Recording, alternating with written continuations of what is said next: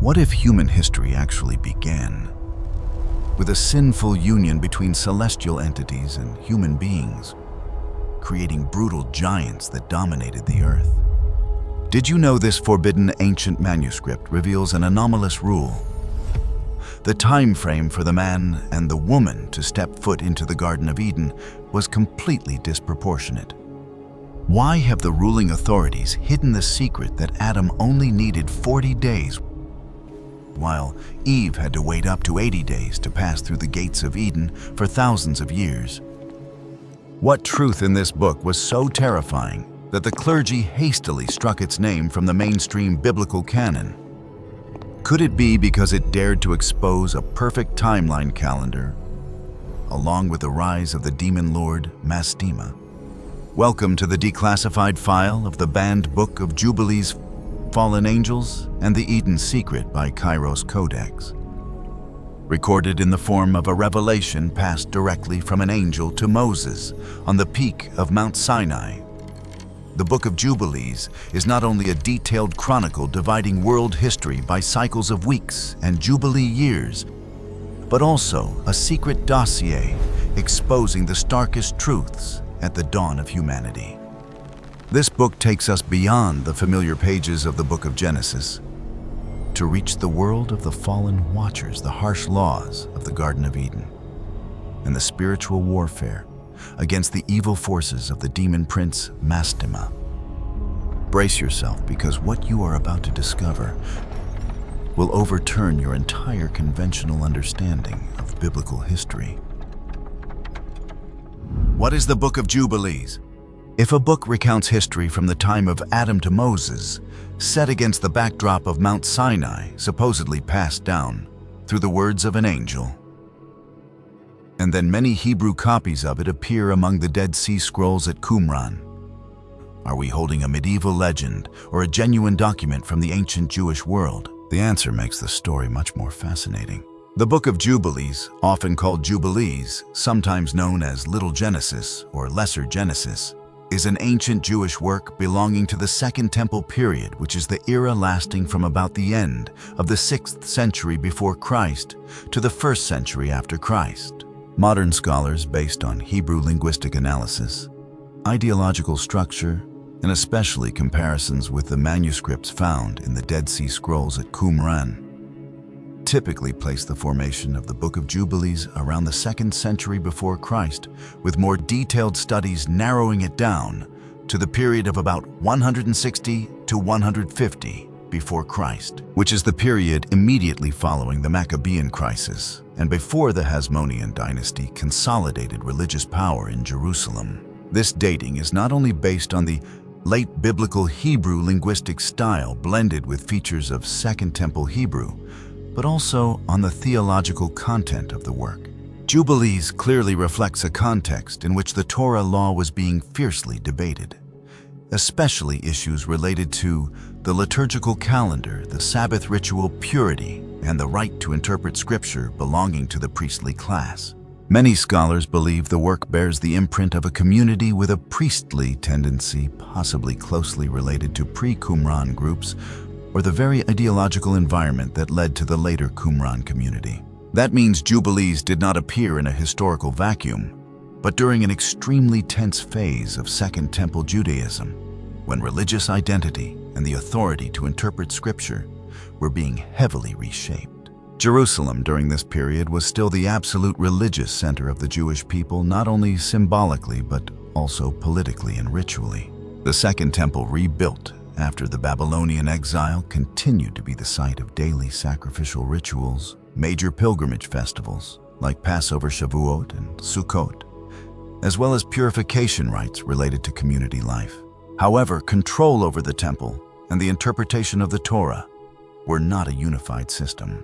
In the 2nd century before Christ, especially under the influence of political upheavals from the Seleucid Empire and later the Maccabean Revolt, different groups within Jewish society began to form different understandings of God's true law.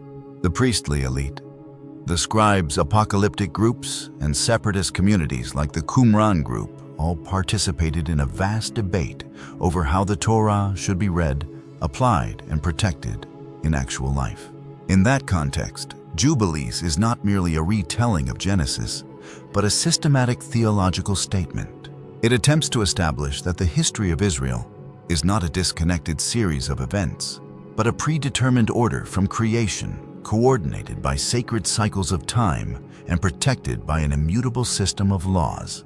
Therefore, the central question that Second Temple Jewish groups faced was not just what happened in the past, but deeper, does the history of God's people have a fixed, sacred structure, and who has the authority to interpret that structure? And within that context, Jubilees offers a very distinct perspective.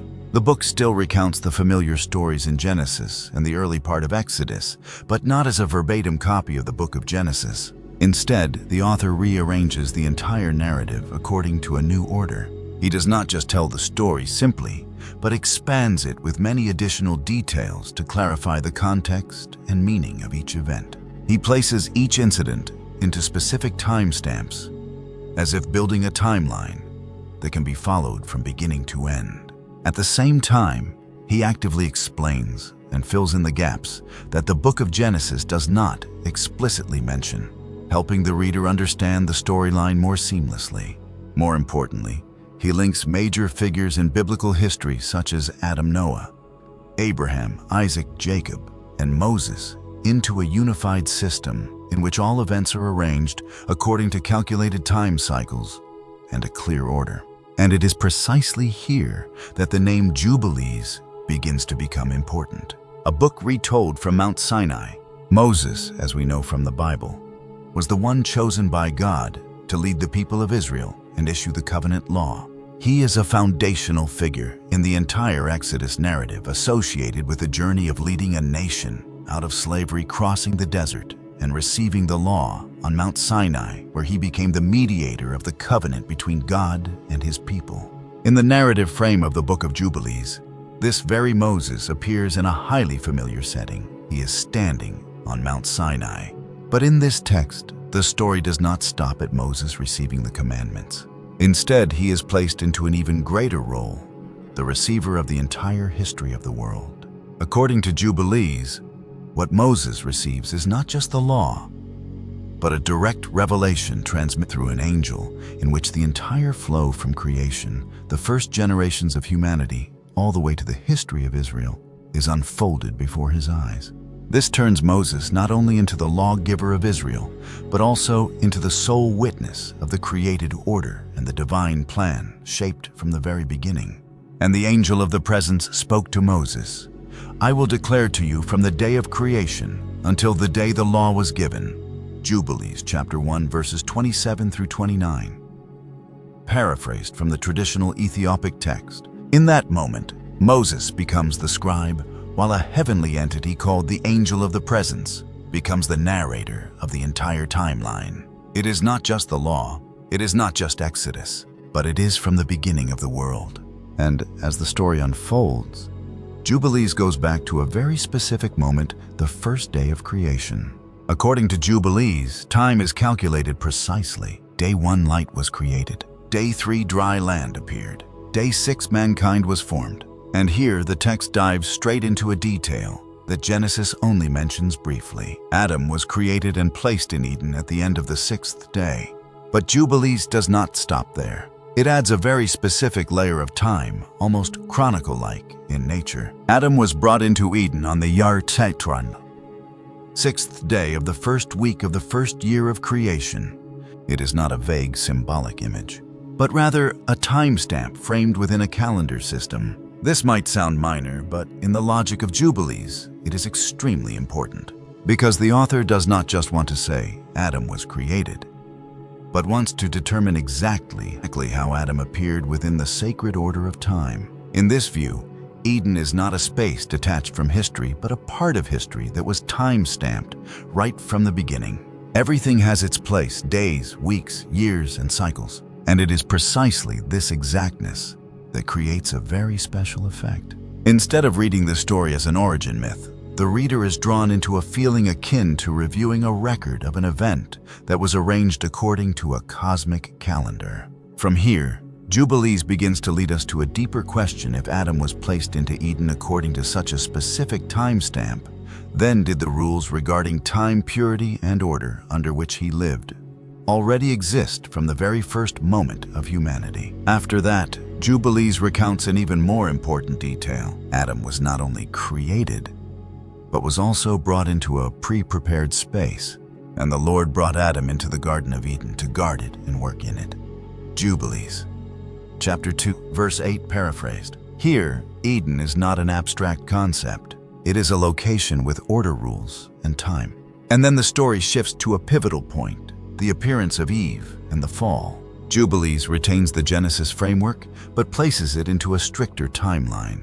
Adam and Eve lived in Eden for a defined period of time before the eating of the forbidden fruit occurred. After they were driven out, Jubilees does not just say they were expelled, but also links it to a system of time and purification laws. This is the point where the story is no longer merely retelling Genesis, but begins to reconstruct its entire meaning according to a new, tighter, and more deliberate interpretive system.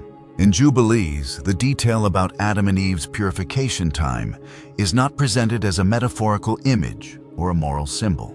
It is presented as a direct consequence of their having been in Eden, meaning the very experience in the garden created a new temporal order when they stepped out into the outside world. This shows that the author does not view Eden as a purely didactic story, but as a truly structured space where the rules regarding the body, purity, and time were objectively established. From that perspective, Adam is no longer a representative figure for humanity in general, but a specific individual who was created, existed in a specific environment, and then underwent a state transition upon leaving Eden. This event is not understood as a metaphor for spiritual loss, but as an actual shift in the created order, where mankind went from a sacred space to a space separated from the direct presence of God.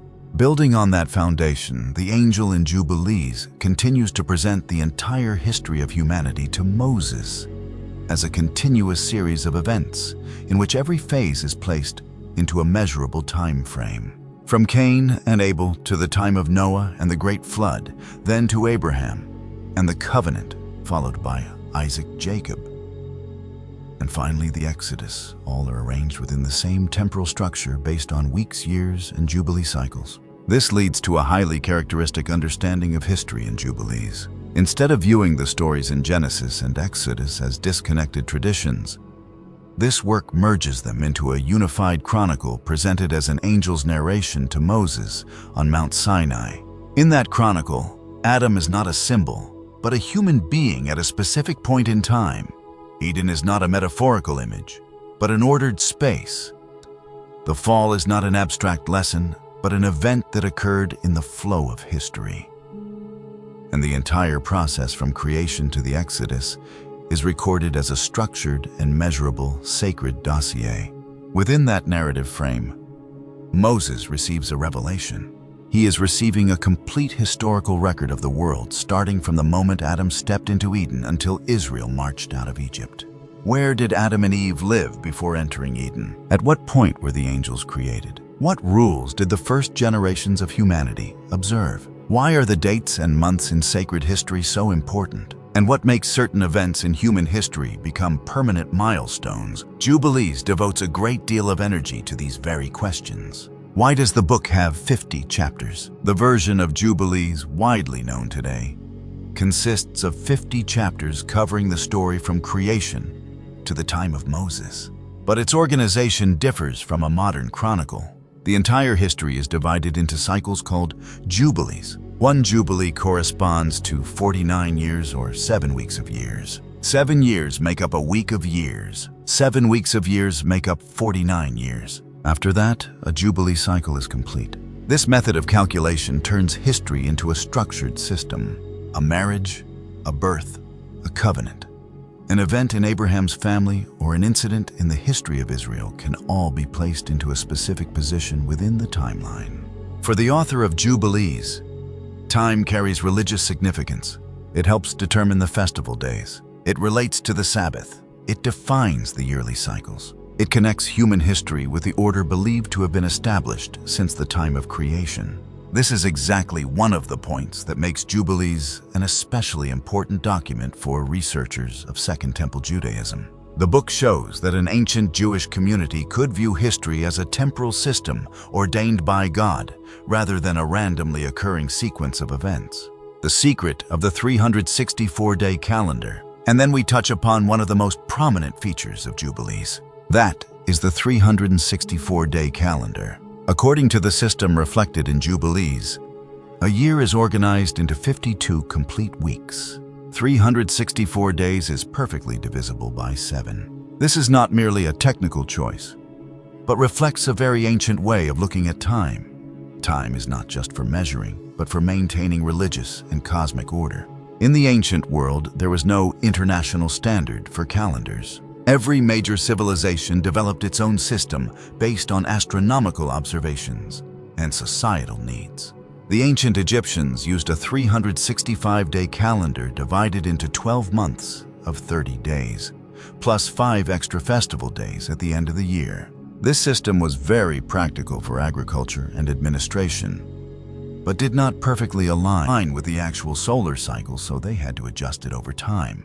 The Babylonians, on the other hand, relied on a lunar calendar of about 354 days and often had to add leap months to keep the seasons from shifting. This was a flexible but complex system closely tied to lunar observations. Meanwhile, the Second Temple Jewish tradition, which Jubilees reflects, developed an idealized model, 364 days evenly divided into 52 weeks, so that every day of the year always fell on the exact same fixed day of the week across cycles.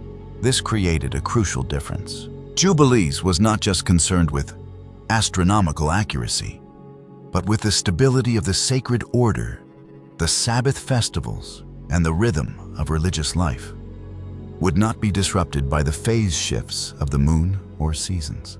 This is why scholars often view the 364-day calendar as a more theological calendar system rather than purely astronomical. Studies of the Dead Sea Scrolls show that the 364-day calendar tradition appeared in many texts at Qumran, reflecting a community trying to maintain a standardized temporal order in the way they understood to be primordial. This creates a highly remarkable connection in the history of thought. Jubilees carries this calendar system. Some texts at Qumran also use the same 364-day structure, and it was precisely at Qumran that Hebrew copies of Jubilees were discovered. In other words, the key to understanding this book lies not only in its religious content, but also in how an ancient civilization defined what true time was. When placed alongside the Egyptian, Babylonian, and Second Temple Jewish systems, Jubilees is not the only standard, but one of many different attempts to answer the same ancient question. Should humanity measure time according to the sky, the moon, the seasons, or an ideal sacred order? Qumran. The moment the book stepped out of the darkness. This is the moment the story no longer just resides in ancient pages passed down through centuries, but suddenly steps into the light of modern archaeology, as if a lost fragment of the ancient world's memory has just been awakened. For a very long time, the Book of Jubilees was almost exclusively known through a single avenue, the Ethiopian manuscript tradition, along with a few fragmented pieces from ancient translations. For many scholars, that was all that remained, an ancient text preserved indirectly lying outside the mainstream of the Hebrew Bible. Then came the 20th century, and one of the most important archaeological discoveries of the biblical world occurred. The Dead Sea Scrolls were found in the Qumran area, along the shores of the Dead Sea. Initially, no one knew that hidden among those thousands of decaying parchment and papyrus fragments lay something extraordinary. But as researchers began to piece together the textual fragments, a shocking truth gradually emerged. Among them were many copies of Jubilees written in ancient Hebrew. This was not just an accidental discovery. It was like finding a lost, original version of a book that people had only ever known through copies from centuries later. From that moment on, the history of Jubilees changed completely. The Hebrew fragments from Qumran proved that this book was not an isolated late tradition, but had been copied, read, and circulated within the very Jewish environment of the Second Temple period, contemporary with the communities debating the Torah law, the sacred calendar, and the order of the world. More importantly, these textual fragments allowed scholars to cross-reference them directly with later translations, thereby reconstructing much of the original Hebrew content and testing the consistency of the textual tradition over the centuries. Because of this, Qumran is not just an archaeological site. It is like a time window opening directly into the world to which Jubilees once belonged. Thanks to these discoveries, researchers today can affirm that Jubilees is not a text forgotten in the shadows of history, but a vibrant part of ancient Jewish religious life. And texts copied multiple times, read in certain communities, and placed alongside forming biblical traditions. And thus, the story of Jubilees is no longer the image of a secret book discovered late in the modern era.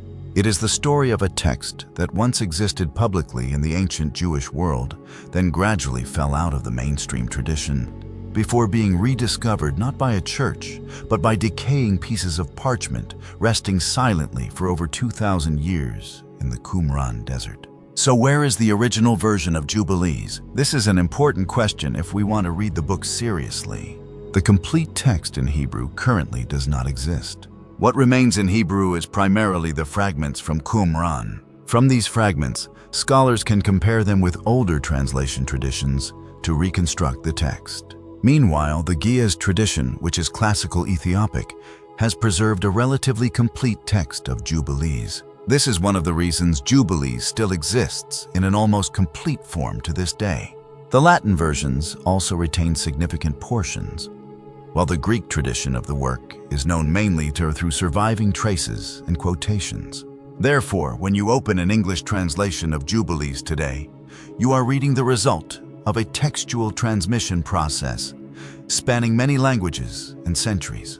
Behind the modern page lies the Hebrew of the Second Temple period. The Qumran fragments the Greek and Latin traditions, along with the Ge'ez text that helped preserve the majority of the content. That is a history of transmission worth telling in itself. And this is where the banned story needs to be put in its right place. The title of our video calls this the banned Book of Jubilees. That phrasing creates a very strong question. Who banned it? Rome, a council, a pope, or some secret decision by the clergy? Actual history is more complex. Jubilees did not become part of the widely accepted biblical canon in the majority of Jewish and Christian traditions. However, saying that Rome sat down, declared Jubilees banned, and then erased the book from the Bible is an overly simplistic description of the history of canon formation. The biblical canon formed through a long process varying among communities, languages, and religious traditions. Some texts were read widely. Some texts were used for teaching. Some texts were particularly esteemed by specific communities. Meanwhile, the scope of books considered scripture also varied by tradition. The notable point here is that Jubilees was preserved within the Ethiopian tradition and currently still holds a place in the canon of the Ethiopian Orthodox Tewahedo Church. Therefore, the word banned in the title should be understood as a way to frame the story about a text lying outside the biblical canon of the majority of modern Christianity, rather than a claim that a single decree from Rome erased Jubilees from all Bibles. Historical truth is much more fascinating, because the real question is, why did a text that was copied multiple times at Qumran and circulated in the ancient Jewish world hold different positions in later biblical tradition?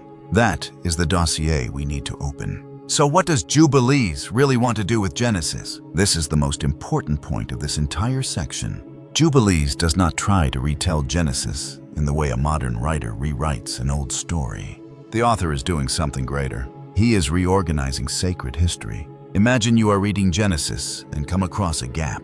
Adam was created. Eden appeared.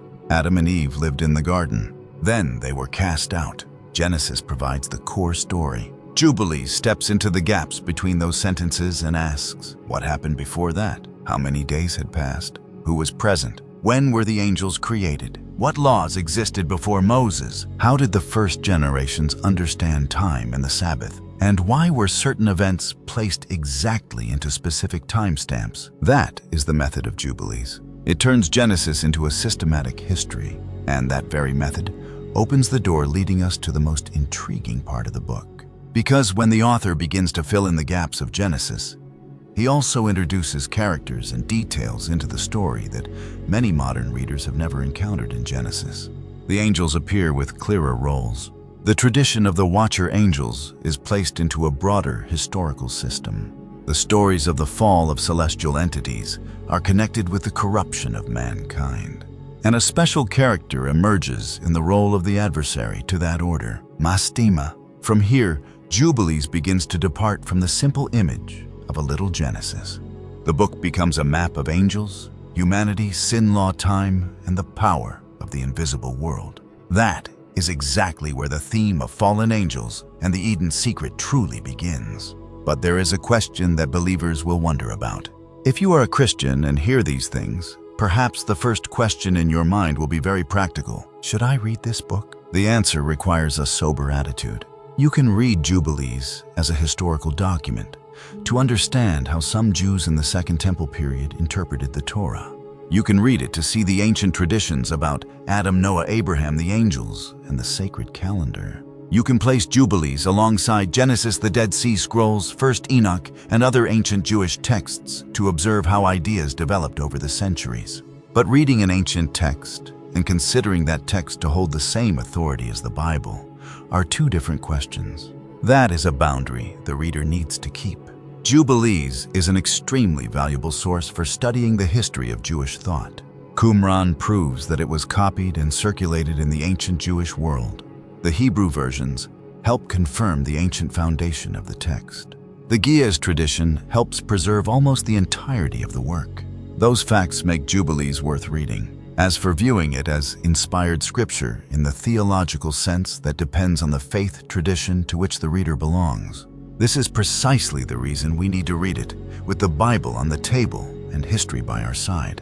And from the comparison between these two layers, we begin to see more clearly the deeper layers of meaning hidden behind the Eden story. If Jubilees were merely a retelling of Genesis with a few expanded details, the entire story would probably have ended there.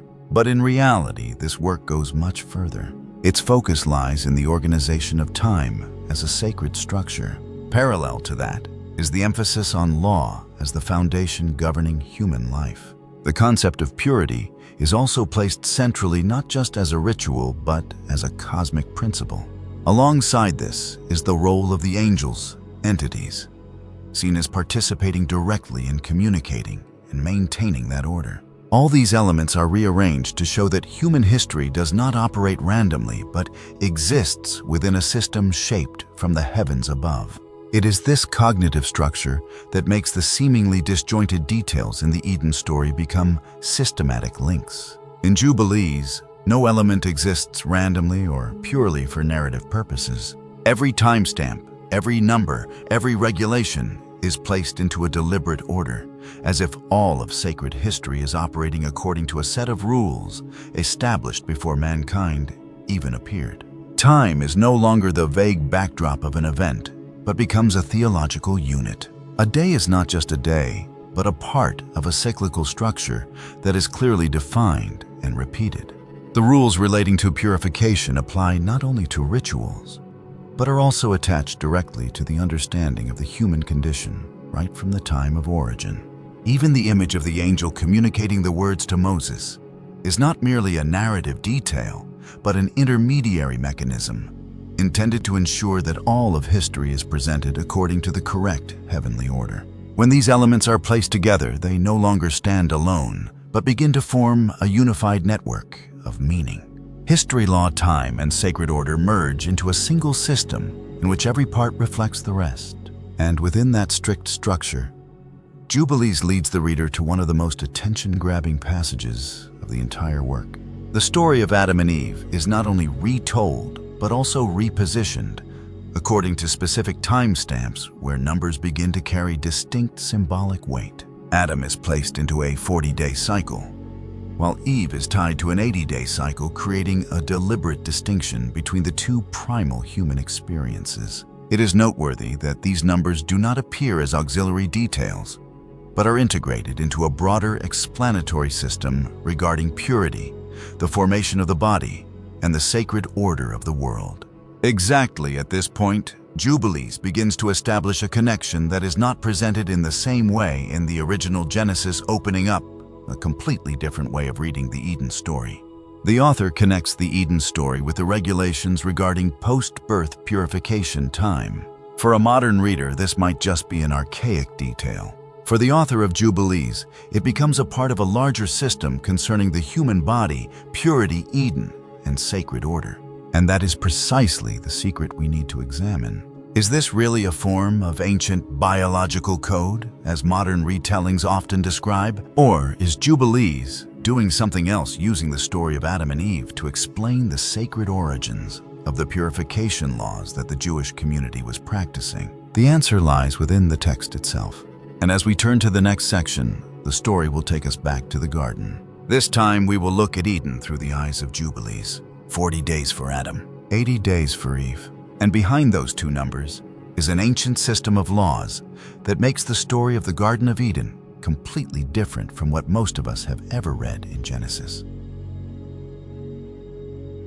The secret of the Garden of Eden and the 40-80-day code. If you have read the Book of Genesis many times, there is a gap that is very easy to overlook. Adam was created by God from the dust of the ground, placed in the Garden of Eden, given the task of caring for the garden, and then the woman was created from him.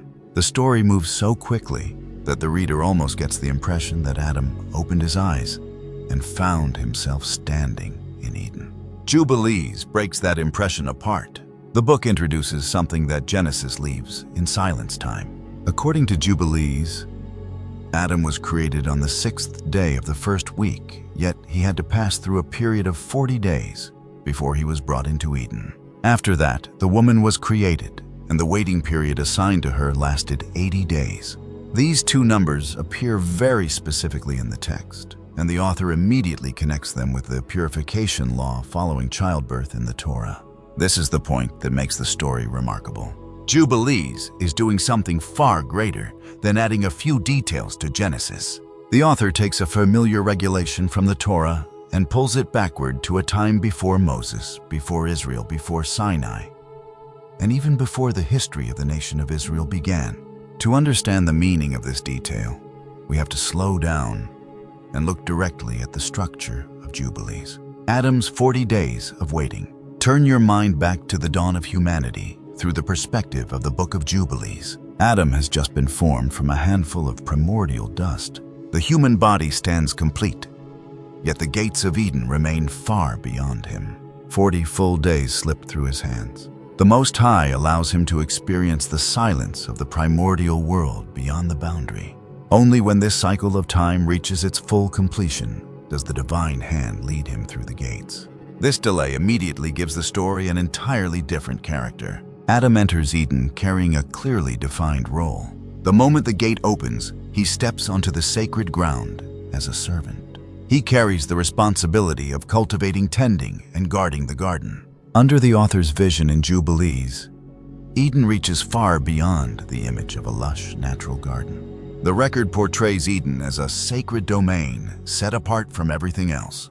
This land possesses a degree of holiness that surpasses every other place upon the earth.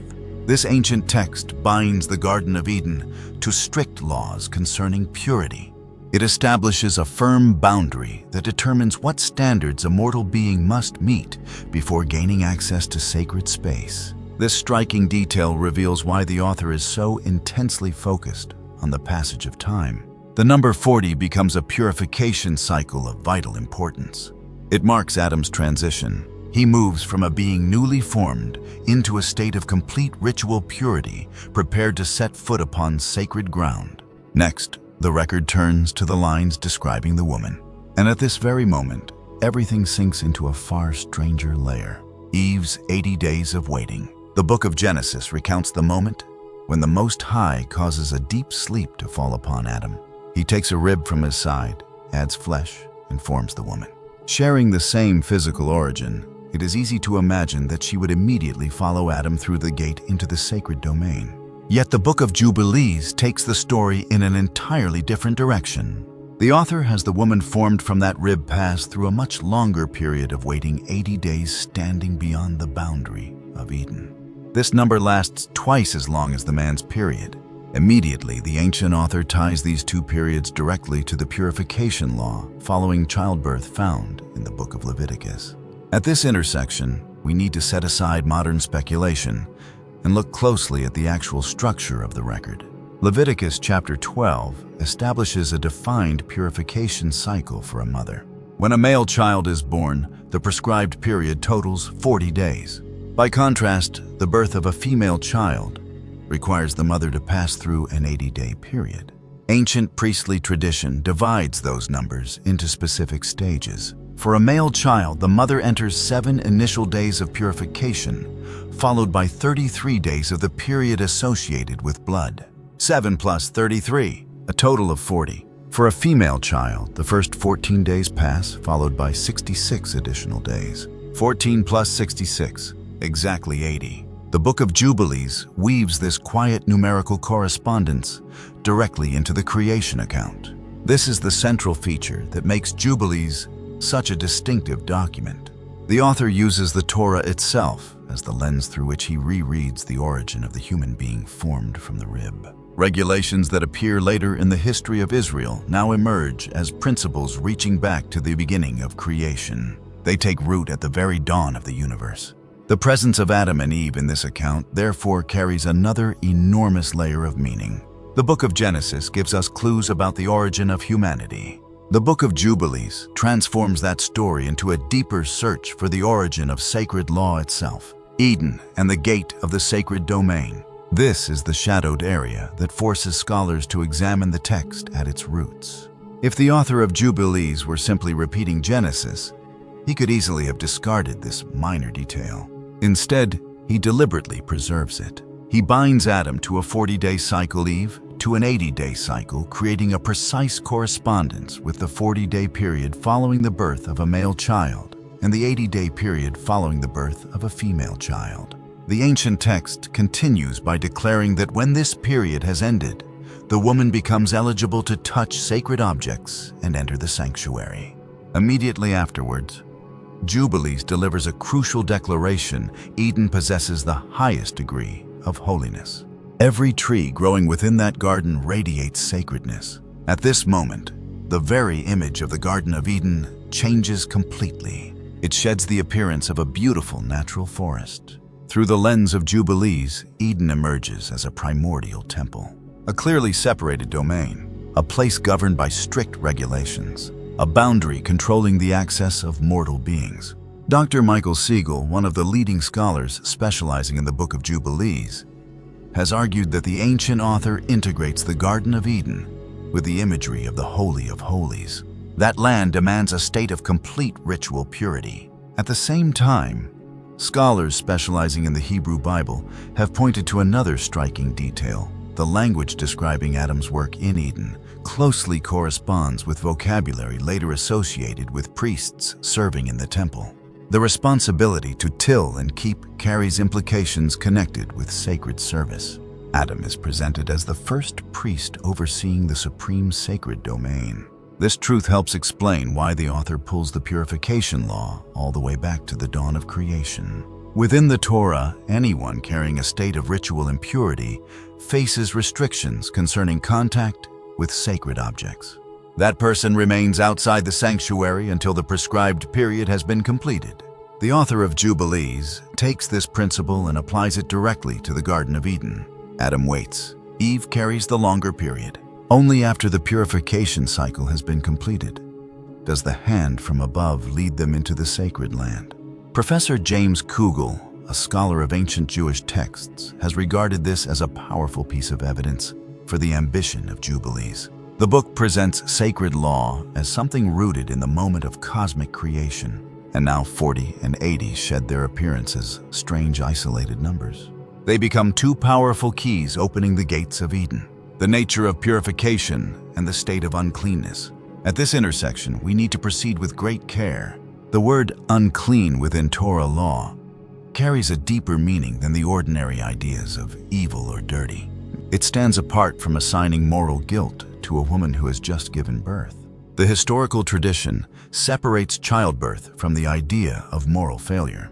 The concept refers to a state of ritual impurity, a condition that directly affects access to sacred objects and sacred spaces. This detail is essential. Misunderstanding the word unclean completely distorts the mystery of the 40-80-day pattern. The Book of Jubilees removes any interpretation that reduces the woman to an inferior status compared with the man. The text operates within an ancient ritual classification system designed to answer a single question: when is a mortal being eligible to enter sacred space? And the author pulls that entire system directly into the heart of Eden. The truth about the biological code. Modern audiences can easily label the 40 and 80 days a biological code. Those numbers connect directly with childbirth blood, the female body, physical recovery, and the return to ritual life.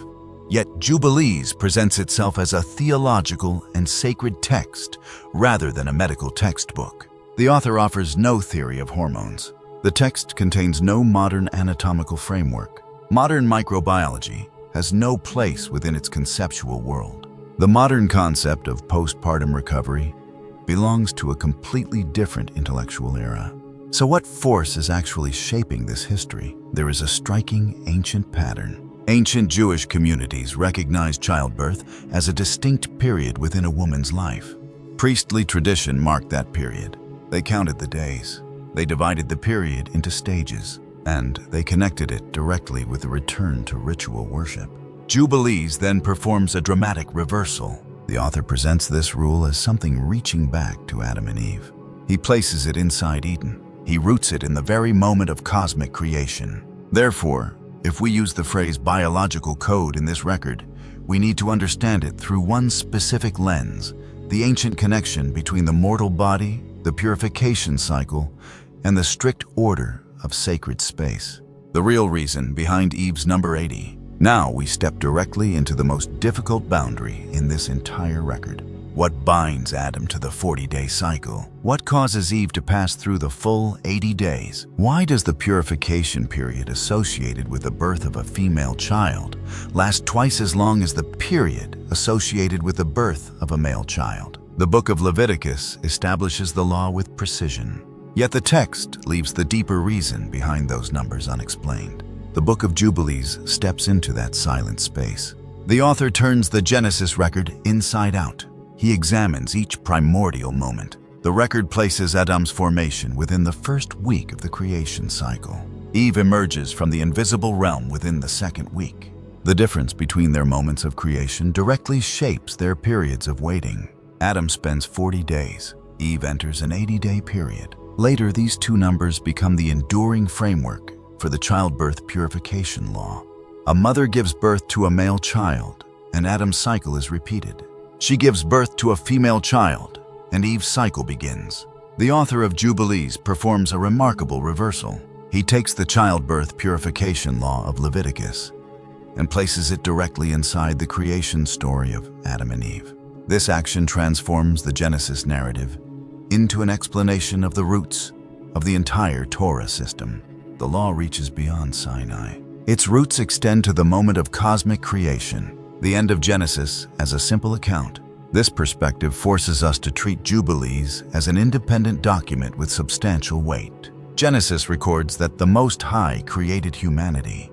Jubilees asks, on exactly which day? Genesis records that the Most High brought humanity into Eden. Jubilees asks, how many days of waiting were required? Genesis records that the man and woman were formed. Jubilees asks for the precise week within the creation cycle. Genesis tells the story of Eden. Jubilees exposes the degree of holiness surrounding it. Genesis tells the story of Adam and Eve. Jubilees searches for the law governing the world before the age of Moses, and the answer keeps echoing like the strike of a hammer. Time, order, holiness, covenant. The mark upon the heavenly tablets. This is the moment when the concept of the heavenly tablets reveals its full force. Within the worldview of Jubilees, sacred laws reach far beyond the hands of mortals and the fragile process of oral transmission. The Most High inscribes them upon the heavenly tablets. That truth establishes a distinctive model. Heaven preserves the original. Earth carries out the command. Human beings possess the capacity to forget. Generations rise and pass away. Yet, within the vision of Jubilees, the order established in heaven possesses an enduring character. This principle explains the book's intense concern with dates and calendars. Move a single day, and the entire ritual structure falls apart.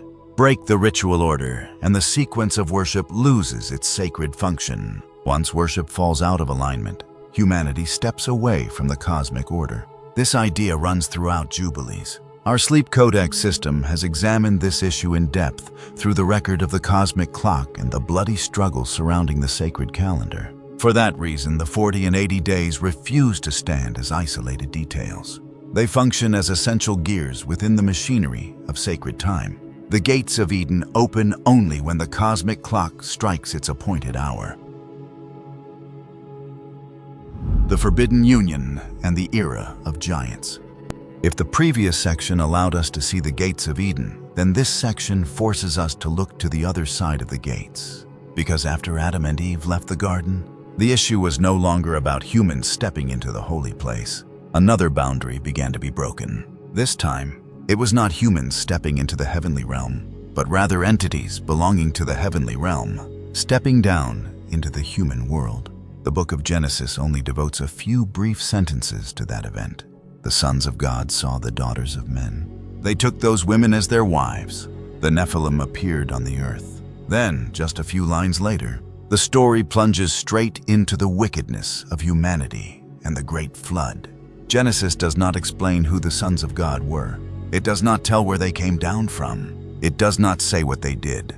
It does not describe the children born from that union. And it also does not explain why that event appeared right before the Great Flood. But Jubilees does not ignore that gap.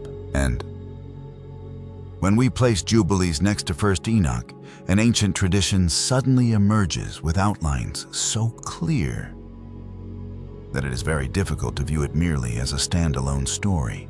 The angels looking down upon the earth. Jubilees. Chapter 5 opens with a scene vastly different from Eden. Humanity had multiplied on the earth. Generations succeeded one another. The daughters of men appeared. And then, the angels of God saw them. Jubilees states that those angels saw the beautiful women. They chose the women they wanted. They took them as wives. And from those unions, the giant children were born. This is the first sentence we need to keep in mind, because Jubilees does not describe this as a harmless visit. It was not that the angels appeared to deliver a warning. It was not that they came to protect mankind. They crossed the boundary between the two orders, the heavenly realm and the human realm. And when that boundary was broken, an anomalous species appeared. Giants. Chapter 4. And in the 3rd week, in the 2nd Jubilee, she gave birth to Cain. And in the 4th, she gave birth to Abel. And in the 5th, she gave birth to her daughter Awen. And in the 1st year of the 3rd Jubilee, Cain slew Abel, because God accepted the sacrifice of Abel and did not accept the offering of Cain. And he slew him in the field, and his blood cried from the ground to heaven, complaining because he had slain him. And the Lord reproved Cain because of Abel, because he had slain him, and he made him a fugitive on the earth, because of the blood of his brother, and he cursed him upon the earth. And on this account, it is written on the heavenly tables, "Cursed is he who smites his neighbor treacherously, and let all who have seen and heard say, so be it. And the man who has seen and not declared it, let him be accursed as the other." And for this reason, we announce when we come before the Lord our God, all the sin which is committed in heaven and on earth and in light and in darkness and everywhere. And Adam and his wife mourned for Abel 4 weeks of years, and in the 4th year of the 5th week, they became joyful. And Adam knew his wife again, and she bare him a son, and he called his name Seth. For he said, God has raised up a second seed unto us on the earth instead of Abel. For Cain slew him, and in the 6th week he begat his daughter Azurah. And Cain took Awan his sister to be his wife, and she bare him Enoch at the close of the 4th Jubilee. And in the 1st year of the 1st week of the 5th Jubilee houses were built on the earth, and Cain built a city, and called its name after the name of his son Enoch. And Adam knew Eve his wife, and she bare yet 9 sons. And in the 5th week of the 5th Jubilee, Seth took Azurah his sister to be his wife, and in the 4th year of the 6th week she bare him Enos. He began to call on the name of the Lord on the earth. And in the 7th Jubilee, in the 3rd week, Enos took Noam his sister to be his wife, and she bare him a son in the 3rd year of the 5th week, and he called his name Kenan. And at the close of the 8th Jubilee, Kenan took Mualeleth his sister to be his wife, and she bare him a son in the 9th Jubilee, in the 1st week, in the 3rd year of this week, and he called his name Mahalalel. And in the 2nd week of the 10th Jubilee, Mahalalel took unto him to wife Dinah, the daughter of Barachiel, the daughter of his father's brother. And she bare him a son in the 3rd week, in the 6th year, and he called his name Jared, for in his days the angels of the Lord descended on the earth, those who are named the Watchers, that they should instruct the children of men, and that they should do judgment and uprightness on the earth. And in the 11th Jubilee, Jared took to himself a wife, and her name was Barakah, the daughter of Rasujal, a daughter of his father's brother, in the 4th week of this Jubilee. And she bare him a son in the 5th week, in the 4th year of the Jubilee, and he called his name Enoch. And he was the first among men that are born on earth who learnt writing and knowledge and wisdom, and who wrote down the signs of heaven according to the order of their months in a book, that men might know the seasons of the years according to the order of their separate months. And he was the first to write a testimony. And he testified to the sons of men among the generations of the earth, and recounted the weeks of the Jubilees, and made known to them the days of the years, and set in order the months, and recounted the Sabbaths of the years, as we made them known to him. And what was, and what will be, he saw in a vision of his sleep, as it will happen to the children of men throughout their generations, until the day of judgment. He saw and understood everything, and wrote his testimony, and placed the testimony on earth for all the children of men and for their generations. And in the 12th Jubilee, in the 7th week thereof, he took to himself a wife, and her name was Edna, the daughter of Danul, the daughter of his father's brother. And in the 6th year, in this week, she bare him a son, and he called his name Methuselah. And he was moreover with the angels of God these 6 jubilees of years, and they showed him everything which is on earth, and in the heavens the rule of the sun. And he wrote down everything. And he testified to the watchers who had sinned with the daughters of men, for these had begun to unite themselves, so as to be defiled with the daughters of men. And Enoch testified against them all. And he was taken from amongst the children of men, and we conducted him into the Garden of Eden in majesty and honor. And behold, there he writes down the condemnation and judgment of the world, and all the wickedness of the children of men. And on account of it, God brought the waters of the flood upon all the land of Eden. For there he was set as a sign, and that he should testify against all the children of men, that he should recount all the deeds of the generations, until the day of condemnation. And he burnt the incense of the sanctuary, even sweet spices acceptable before the Lord on the mount. For the Lord has 4 places on the earth, the Garden of Eden and the Mount of the East. And this mountain on which thou art this day, Mount Sinai and Mount Zion, which will be sanctified in the new creation for a sanctification of the earth. Through it will the earth be sanctified from all its guilt and its uncleanness throughout the generations of the world.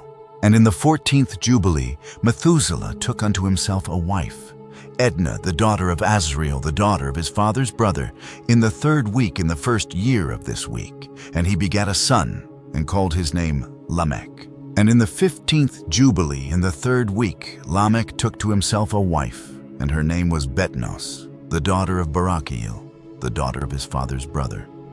And in this week she bare him a son.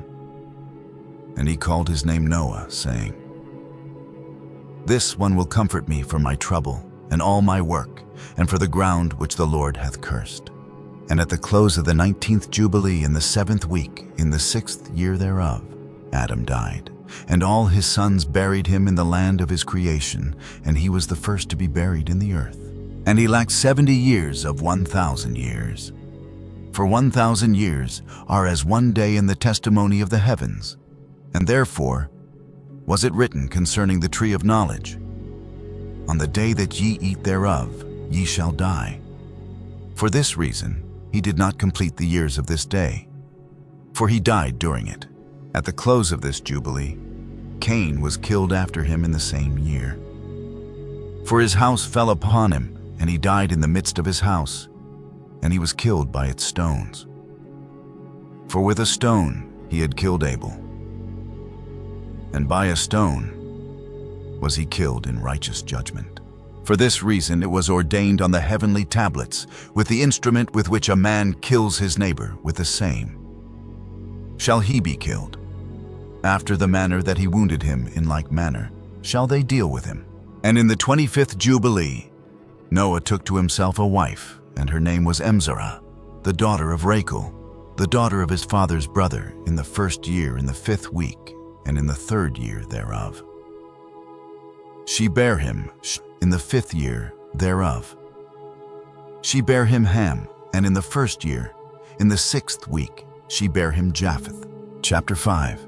And it came to pass, when the children of men began to multiply on the face of the earth, and daughters were born unto them, that the angels of God saw them on a certain year of this jubilee, that they were beautiful to look upon. And they took themselves wives of all whom they chose, and they bare unto them sons. And they were giants. And lawlessness increased on the earth, and all flesh corrupted its way alike, men and cattle and beasts and birds, and everything that walks on the earth, all of them corrupted their ways and their orders, and they began to devour each other. And lawlessness increased on the earth, and every imagination of the thoughts of all men was thus evil continually. And God looked upon the earth, and behold, it was corrupt, and all flesh had corrupted its orders, and all of that were upon the earth had wrought all manner of evil before his eyes. And he said that he would destroy man and all flesh upon the face of the earth, which he had created. But Noah found grace before the eyes of the Lord, and against the angels whom he had sent upon the earth. He was exceedingly wroth, and he gave commandment to root them out of all their dominion, and he bade us to bind them in the depths of the earth. And behold, they are bound in the midst of them, and are kept separate. And against their sons went forth a command from before his face, that they should be smitten with the sword, and be removed from under heaven. And he said, My spirit shall not always abide on man, for they also are flesh, and their days shall be 120 years. And he sent his sword into their midst, that each should slay his neighbor.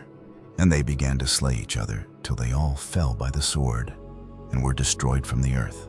And their fathers were witnesses of their destruction. And after this they were bound in the depths of the earth forever, until the day of the great condemnation, when judgment is executed on all those who have corrupted their ways and their works before the Lord. And he destroyed all from their places, and there was not left one of them whom he judged not, according to all of their wickedness. And he made for all his works a new and righteous nature, so that they should not sin in their whole nature forever, but should be all righteous, each in his kind alway. And the judgment of all is ordained and written on the heavenly tablets in righteousness, even the judgment of all who depart from the path which is ordained for them to walk in. And if they walk not, therein judgment is written down, for every creature and for every kind. And there is nothing in heaven, or on earth, or in light, or in darkness, or in Sheol, or in the depth, or in the place of darkness, which is not judged. And all their judgments are ordained and written and engraved. In regard to all he will judge the great according to his greatness, and the small according to his smallness, and each according to his way. And he is not one who will regard the person of any, nor is he one who will receive gifts, if he says that he will execute judgment on each, if one gave everything that is on the earth. He will not regard the gifts or the person of any, nor accept anything at his hands, for he is a righteous judge. And of the children of Israel it has been written and ordained, If they turn to him in righteousness, he will forgive all their transgressions and pardon all their sins. It is written and ordained that he will show mercy to all who turn from all their guilt once each year. And as for all those who corrupted their ways and their thoughts before the flood, no man's person was accepted save that of Noah alone. For his person was accepted in behalf of his sons, whom God saved from the waters of the flood on his account.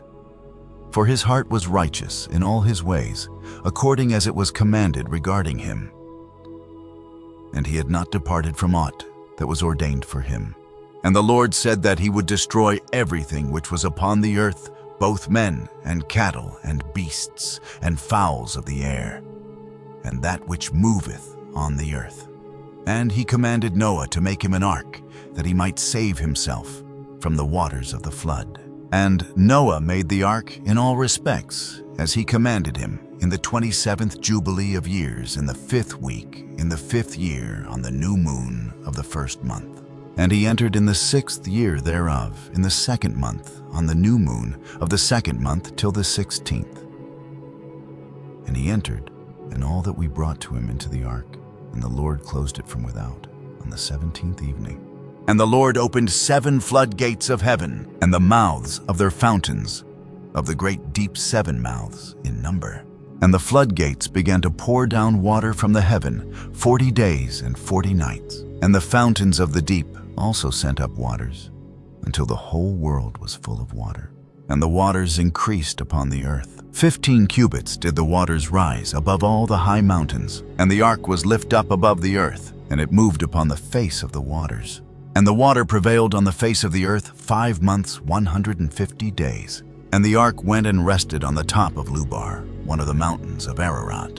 And on the new moon, in the 4th month, the fountains of the great deep were closed, and the floodgates of heaven were restrained. And on the new moon of the 7th month, all the mouths of the abysses of the earth were opened, and the water began to descend into the deep below. And on the new moon of the 10th month, the tops of the mountains were seen, and on the new moon of the 1st month the earth became visible. And the waters disappeared from above the earth in the 5th week, in the 7th year thereof. And on the 17th day, in the 2nd month, the earth was dry. And on the 27th thereof, he opened the ark, and sent forth from it beasts and cattle and birds, and every moving thing. And this is exactly the moment the name Enoch steps back into the center of the investigation. Many centuries before the Ethiopian copies of the Book of Jubilees fell into the hands of modern scholars, the tradition concerning the Watchers was deeply rooted in an ancient literary stream named Enoch. We need to shine a light directly on the first book of Enoch, spanning from chapter 6 to chapter 16. Researchers often refer to this section by a thorny name, the Book of the Watchers. When placing this text side by side with the Book of Jubilees, a strange phenomenon is revealed. The 2 stories refuse to be exact copies of one another. Instead, they share the same backbone. Let us lay the historical puzzle pieces on the table. We flip back to the book of Genesis, chapter 6, from verse 1 to verse 4. The text records a mere few lines. The sons of God saw the daughters of men. They took those women as their wives. The giant Nephilim species appeared. Immediately after, the narrative shifts straight to the corruption of the world and ends with the great flood. Genesis leaves countless gaps wide open. What was the true identity of the sons of God? Where did they originate from? What reason compelled them to marry mortal women? What was the true nature of the Nephilim? What cause tethered that event to the flood catastrophe? First Enoch, from chapter 6 to chapter 11, steps out to fill those silent gaps. The Watchers cast covetous eyes upon women. They descended to earth. They seized women as wives. Deformed giants were born. These monsters sowed violence across the earth. Even more brutally, the Watchers taught humanity a series of forbidden knowledge. The earth groaned under the devastation. The archangels stepped forward to cry out for a verdict, and the Watchers received the full brunt of punishment. Next, we move to the Book of Jubilees, chapter 5. Once again, the axis of events repeats with precision. Angels descended to earth, united with women, and birthed a giant species. This event detonated a chain of rebellion and corruption, leading straight to a divine verdict and the flood catastrophe. This alignment is devoid of coincidence. Modern scholars are pouring all their efforts into dissecting the direct link between Genesis chapter 6, 1 Enoch chapters 6 through 11, and Jubilees chapter 5. They evaluate these three texts as evolutionary stages of the same Watcher tradition. An academic report published in the year 2026 illuminated exactly how the author of Jubilees restructured this dark tradition right in chapter 5. Simultaneously, an in-depth study from Oxford University also crystallized a truth.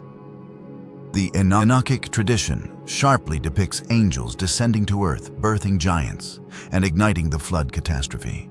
Alongside that, Jubilees plays the role of a rewritten Genesis carrying an entirely independent theological foundation. But this is the detail that forces us to hit the brakes. Suppose this dossier was merely a fictional product molded by a solitary mind.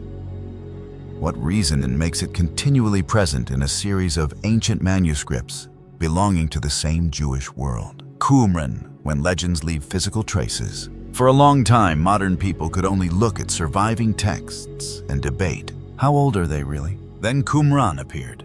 The caves along the Dead Sea began to return text fragments that had lain dormant in the desert for thousands of years. And among those fragments was Jubilees, not a single copy, but multiple Hebrew fragments of the work. And alongside that were Aramaic fragments of the first Enoch tradition. This completely changed the discussion, because now we no longer solely relied on late Ethiopian copies to know that Jubilees and Enoch existed. We have physical evidence that these traditions were copied in the ancient Jewish environment prior to the Christian era. Research on the Enochic tradition at Qumran clearly notes that the Aramaic fragments of the Book of the Watchers preserve the story of the Watchers' rebellion during the time of Jared, their descent onto Mount Hermon, the birthing of the giants, and the subsequent violence. Enoch holds the role of intermediary, conveying God's judgment to the Watchers. And this is the point we must distinguish very clearly. Qumran does not prove that giants have been archaeologically confirmed. There is no skeleton at Qumran that can be brought out to say, this is a giant of first Enoch. We have no such evidence. But Qumran proves something else, and that is no small thing. The Watcher tradition is not a product of the Middle Ages. It is not a story invented by an Ethiopian monk thousands of years later. It belongs to an ancient Jewish intellectual world that existed before Christianity. And that is exactly where the question, did Enoch tell the truth, becomes fascinating. So was Enoch truly a witness? If we talk about Enoch as a historical figure who actually lived before the Great Flood, the Qumran manuscripts cannot prove that. If we talk about Enoch actually being taken up to heaven, witnessing the Watchers with his own eyes, and writing down everything he witnessed, archaeology cannot verify that either. But if the question is, did the tradition regarding Enoch, the Watchers, and the giants exist very early in ancient Jewish history, then the answer is much stronger. Yes. First, Enoch is not a singular work written at a single moment. It is a collection of multiple Enochic works formed through different stages. The Book of the Watchers in particular belongs to the oldest layer of this tradition. And those traditions left traces at Qumran, not only in 1st Enoch, but also in other works. Even the Book of Giants, a work related to the Watcher tradition, is preserved in the Qumran manuscripts and continues to expand the story of the giants' sins, their punishment, and Enoch's role. Look at that. Genesis has a short passage. First, Enoch expands it into a complete story. The Book of Giants continues the story from the perspective of the giants. Jubilees retells the tradition once again, but places it into its own system of heavenly tablets history and judgment. That is not evidence that every supernatural detail has been proven by historical methods, but it is very strong evidence that we are looking at an ancient tradition with enduring vitality received, edited, and passed down by many communities and texts. And this is exactly what makes the Watcher story hard to ignore. But there is something else, even more noteworthy. If there were only the Watchers, we could say this is a separate story about fallen angels. If there were only the giants, we could consider it as a legend about colossal creatures. But Jubilees does not tell them as standalone stories. Because right before we step into chapter 5, Cain appears, and the death of Cain was placed right in chapter 4. At first glance, the two stories seem entirely unrelated. Cain is the son of Adam. The Watchers are heavenly entities. Cain killed Abel. The Watchers united with human women. Cain died under a stone house. The Watchers were bound in the abyss. The two stories are separated by an entire generation of history. But look closer. Jubilees is placing both under the same system. Cain and the Watchers are actually within the same system. Jubilees does not view history as a series of disconnected stories. It views history as a sequence of violating order, followed by judgment, followed by the restoration of order. Cain is the first case. The Watchers are the next case. And the Great Flood is the global scale verdict. Let us start with Cain. Cain killed Abel. Abel's blood spilled on the ground, and that blood cried out to heaven. God heard. Cain was cursed. Then, many generations later, Cain died. Not a random death. The stone house collapsed. The stones killed Cain. And Jubilees explains, with a stone he had killed Abel, and by a stone was he killed in righteous judgment. This is Jubilees chapter 4, verse 31. Then, immediately, verse 32 connects that death with the heavenly tablets. With the instrument that a person uses to kill another, that very instrument will become the means by which he is killed. A study on Jubilees points out that the detail of Cain dying by a stone is an expansion that Genesis does not have. And the author uses it to connect the story of Cain with the principle of retribution in Leviticus chapter 24, verses 19 through 20. This is exactly the type of thinking in Jubilees. The law given later had already existed prior. The Torah law did not appear suddenly on Sinai.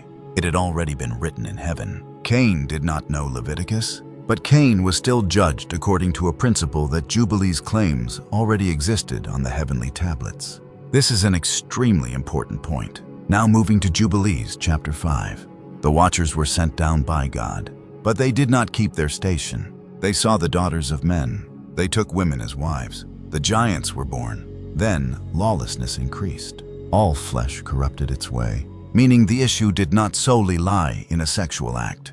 The issue lay in the breaking of the established order, a creature stepping beyond its limits, a boundary torn apart, an order turned upside down. And then, judgment. The Watchers were bound. Their children were killed. The world was purified by water. This is exactly the same structure as Cain. Cain crossed the limit. Blood spilled on the ground. God judged, and Cain was punished. The Watchers crossed the limit. Giants appeared. Corruption spread across the earth. God judged. The Watchers were bound, and the world was purified. The two stories differ in scale, but are identical in theological mechanism. Chachant, the heavenly tablets, the thread connecting two tragedies. Amid the ruins of history, the Book of Jubilees introduces a crucial piece, the heavenly tablets. They are the invisible thread binding every event together. Cain drew his final breath beneath a heap of scattered stones and rubble. The Book of Jubilees immediately declares that death sentence had been engraved upon the heavenly tablets long before. The Watchers trampled upon every law of the cosmic order. The ancient text continues by affirming that the punishment falling upon them was also contained within the order preserved in heaven. And chapter 5 delivers another dark blow, reshaping the entire cosmic order. Though the judgment of all things has been ordained and written upon the heavenly tablets in righteousness.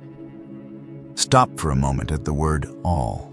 The concept consumes every living being, whether a lowly mortal or a powerful angel. It includes a murderer like Cain, as well as the arrogant Watchers. From the radiant realm of light to the darkest place imaginable, everything must bow before the scales of judgment. This is why the author of Jubilees repeatedly invokes the heavenly tablets. He is depicting a brutal world in which all history unfolding on earth serves only as a machine carrying out judgments issued from heaven. Cain has nowhere left to hide. The Watchers are bound. The Nephilim giants pay with their lives. Humanity before the age of the flood receives the full weight of divine wrath. Everything in the universe is utterly powerless before the judgment of the Most High.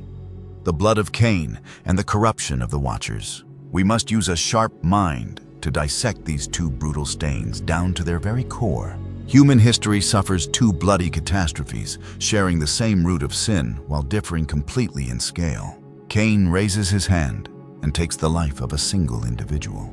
Meanwhile, the Watchers tear down the boundary of the heavenly order and shatter the order of the entire world. Cain murders his own brother through mortal strength. The fallen angels, by contrast, pour forbidden knowledge into the minds of mortals, teaching them how to mine ore and forge swords and weapons. They transform an isolated personal murder into a global slaughter. Cain spills Abel's blood onto the untouched wilderness. The Watchers do something 1,000 times worse.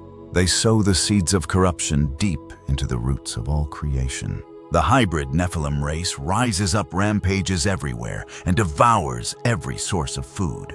These monsters then turn upon one another, tearing each other apart and slaughtering innocent animals as well. Violence stretches out its tentacles and swallows the entire planet. Throughout both tragedies, the earth refuses to remain silent. The earth becomes a living witness, recording every heinous crime. The Book of Genesis records Cain's crime. Clearly, Abel's blood sinks deep into the ground, groaning in agony.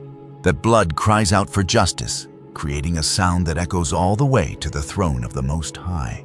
Now, turn to the crimes of the Watchers. The Book of Enoch and the Book of Jubilees both record a similar cry.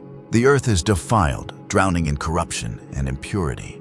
The slaughter carried out by the giants, together with the grotesque corruption of the animals, becomes an unyielding indictment. Mother Earth writhes and bends beneath the weight of its suffering, groaning in anguish and forcing the Most High to raise his hand and unleash judgment. The author of the Book of Jubilees maintains an exceptionally sharp idea. Sin refuses to simply disappear. Whenever a wrongful act takes place, it immediately claws a deep scar across the surface of reality. Abel's blood reeks of death, producing a horrifying cry. The corruption of the Watchers spreads outward, defiling the structure of the entire earth. As every event unfolds, the invisible hand immediately engraves the entire judgment upon the heavenly tablets.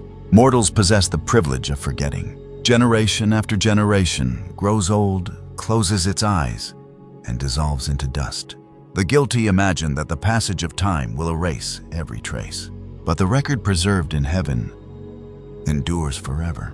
The crimes of the past remain silent and patient, waiting for the moment when the Most High opens the scales of judgment. Taris, the Great Flood, the judgment from heaven. The Great Flood went far beyond the definition of a natural catastrophe. It was the moment when the Most High directly carried out the judgment engraved upon the heavenly tablets. He threw open the massive floodgates above. Thick black waters poured down upon the earth, merging with underground springs that tore through the crust of the world. The waters surged and roared, swallowing every proud structure and submerging the highest mountains. The giant Nephilim struggled in the depths of utter despair. The monsters that had once spread terror and proclaimed themselves rulers now gasped for breath, sinking beneath the cold, heavy mud. Their unmatched physical strength meant nothing against the weight of the sacred waters. The immense flood scoured away every trace of corruption and washed the stench of blood from the surface of the earth forever. At the same time, the Watchers faced the most brutal fate of all. The Most High forced them to watch as their hybrid children, the Nephilim, perished in the raging waters. Then, an unseen hand bound them with blazing chains. The heavenly host cast them straight into the darkness of Tartarus. Darkness swallowed them, imprisoning these rebels forever in the depths beneath the earth. As they waited in anguish for the day of final judgment, every scream fell silent. The violence ended. The earth returned to absolute stillness. Amid the vast ocean, Noah's wooden ark drifted peacefully across the waters. The Most High protected his family, preserving the sole surviving seed of humanity for a new age. Therefore, the moment Noah stepped out of the ark and placed his feet upon the land that had just been cleansed, he immediately established an altar and offered sacrifices, restoring the sacred covenant.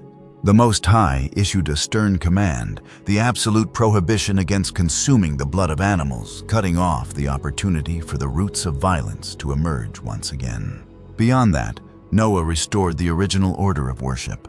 He maintained the perfect 364-day solar calendar, preserving the orderly movement of the universe. and eliminating every deviation in time. Standing before the altar as fragrant smoke rose into the sky, Noah's family smiled. They held one another tightly, tears of happiness filling their eyes as survivors who had just passed through the gates of death. Looking toward the clear blue sky, free from storm clouds, they believed that everything had been saved forever, and that the original order had been completely restored. Then, just as their joy reached its highest point, the curtain of illusion was torn apart. Humanity believed that violence had been buried forever beneath the mud of the ocean. They were convinced that the flood had swept away every seed of corruption. Yet, they were wrong, because the moment Noah's wooden ark reached the shore, while the sounds of celebration had barely faded, another shadow emerged quietly from the invisible realm. The final mastermind had revealed himself. The final boss, the malevolent plot of Demon Prince Mastema. The dossier on the Watchers exposed the origins of evil spirits. Yet the Book of Jubilees takes a vital step forward, launching an inquiry that the Book of Genesis kept hidden beneath silent gaps. The Great Flood wiped out the physical bodies of the Nephilim. However, tens of thousands of evil spirits disembodied from those monsters continued to cling relentlessly to the earth. The mortal mind instantly shudders.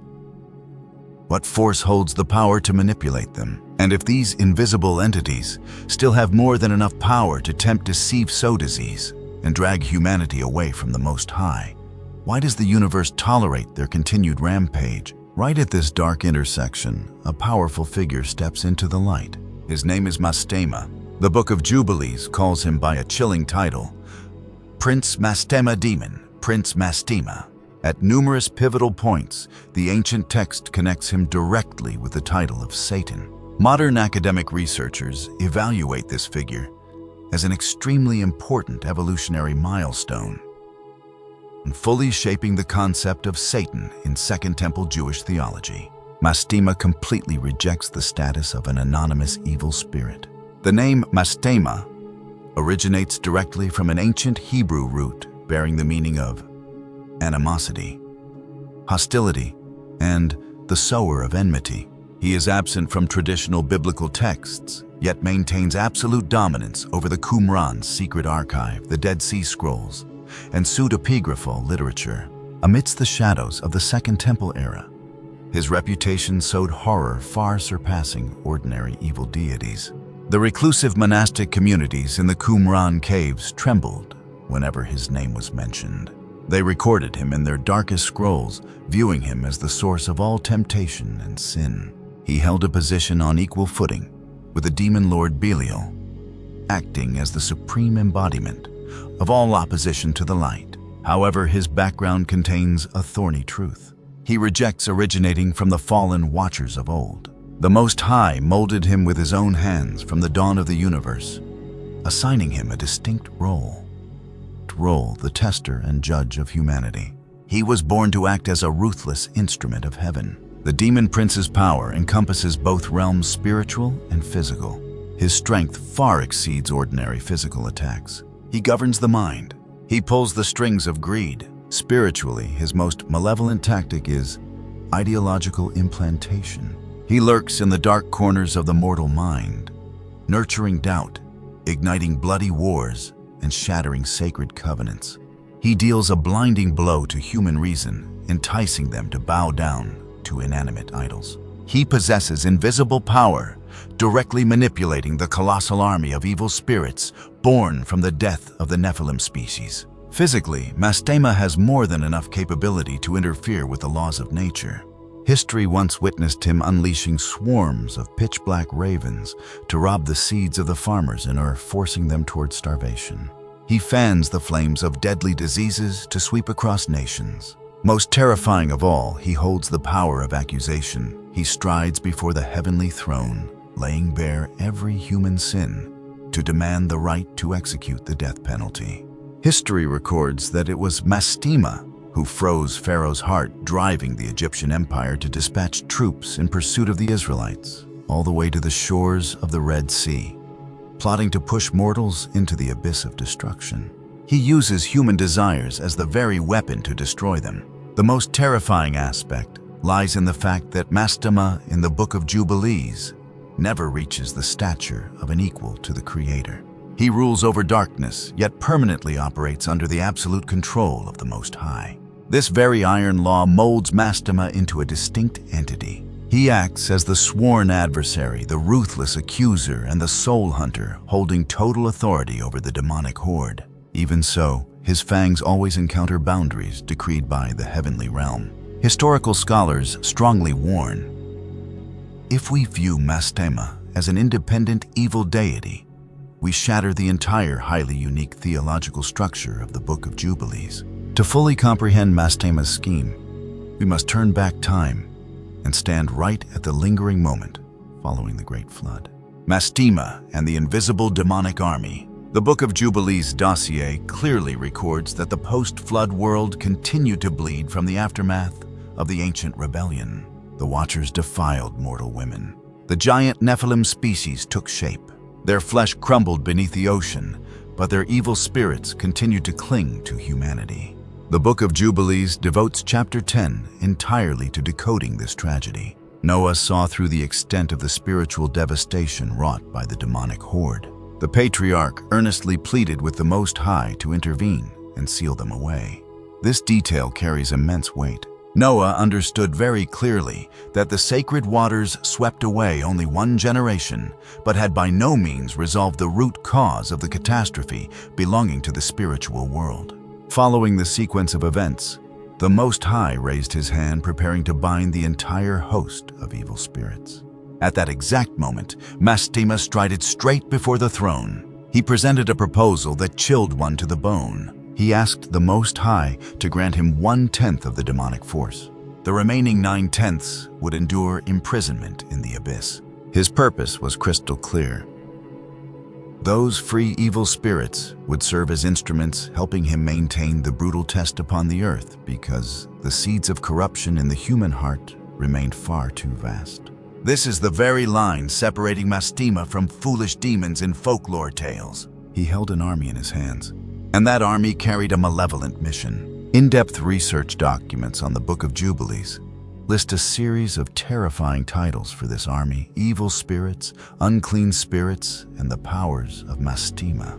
They possess the ability to tempt, distort thinking, spread plagues, destroy crops, and blind the mortal mind.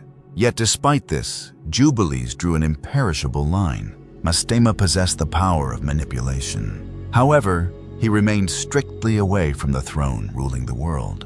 That is a decisive distinction. The Book of Jubilees constructs a cosmic mechanism where evil is genuinely present and evil spirits display destructive power, yet supreme authority forever belongs to the light.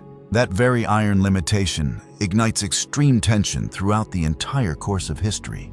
The method of destruction through compromise. Mastema refused to destroy humanity through catastrophic earthquakes or seas of fire. His methods were 1,000 times more subtle and cunning.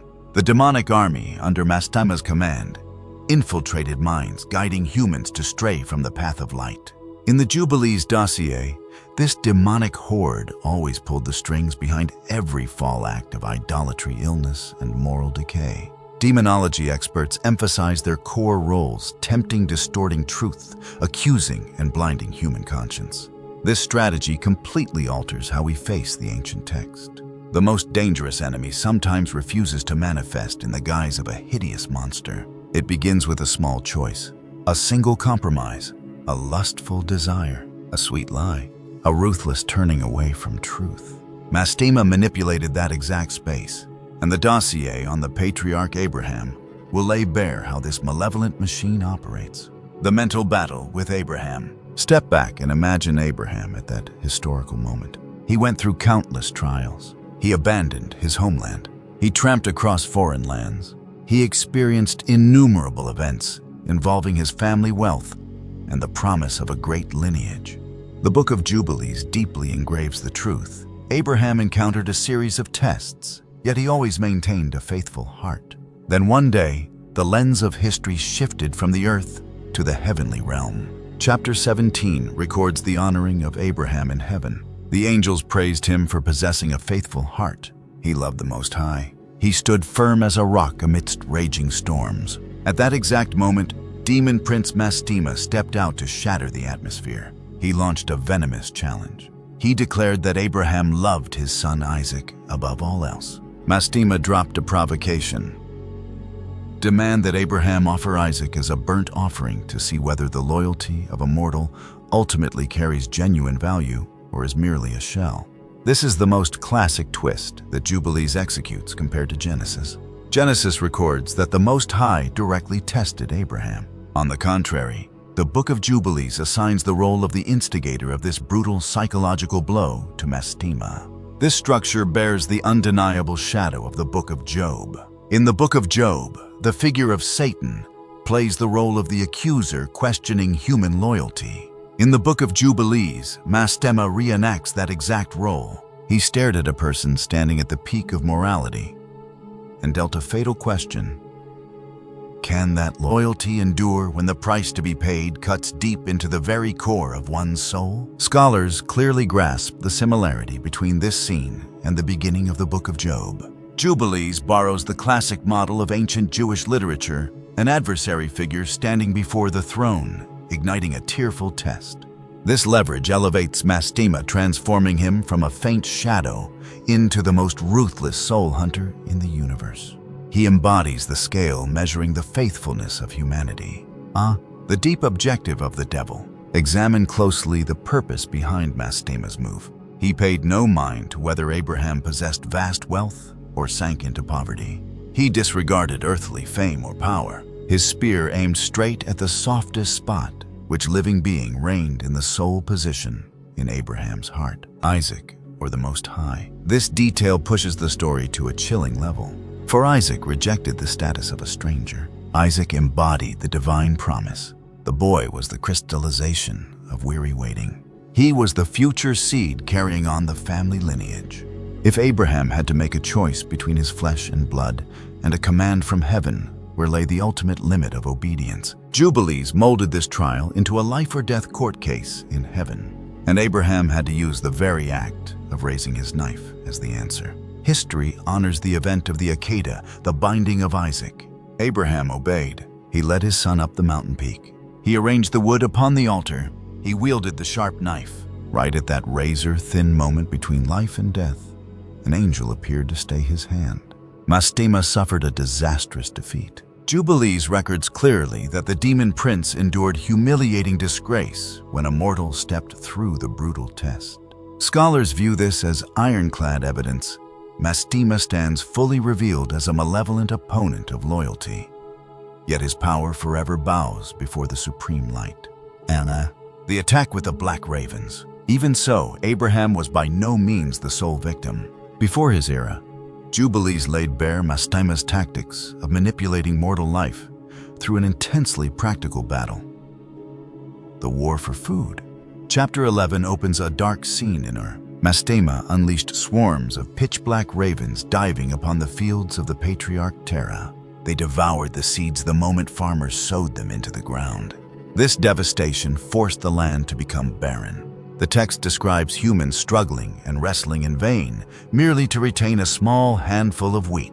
A priceless detail exposes the depth of Mastema's cunning. He did not bother summoning colossal demons. He dealt a direct blow to the livelihood of every household. The seeds vanished. The crops withered. Starvation choked the mortal stomach. An entire generation sank into the abyss of despair. In the context of the ancient agricultural world, this lacked the definition of a minor trouble. It was a question of survival. Mastema backed humans into a corner, causing them to easily discard morality simply to fight for life.